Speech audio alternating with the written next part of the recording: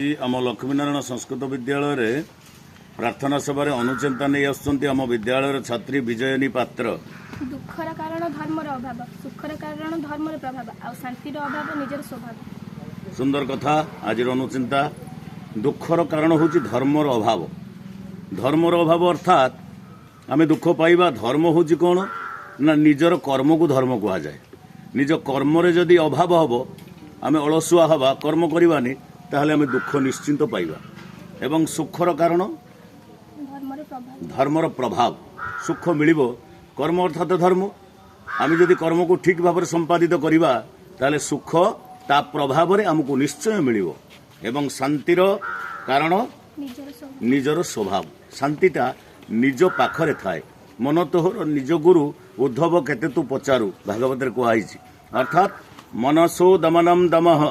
मन को दमन करी जदि आम चलवा, मन को कंट्रोल करवा, मन को बुझे नवा, मन रे आत्मसंतोष व्यक्त करवा, आम पाखरे किछि थाऊ बा न थाऊ आम विचलित हवा नहीं, स्थिर मना ही कर्तव्य करी जिबा, निश्चय आमको शांति मिलिबो।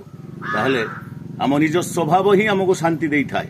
जदि कहा को आम माने भल लोक को आम किछि कटु कथा कहीदबा ताहले से निजर विवेक प्रश्न कर आमको शांति मिलिबोनी। कहार जदि क्षति चिंता करथबा परे परे हुए तो रागवशत आम कार क्षति करदे किंतु पर पर आमको शांति मिलिबो नाही। तेणु सुंदर कथा जे आमर धर्म आउ कर्म एवं शांति ए विषय सुंदर भाव समीक्षा आज अनुचिंता। जय जगन्नाथ।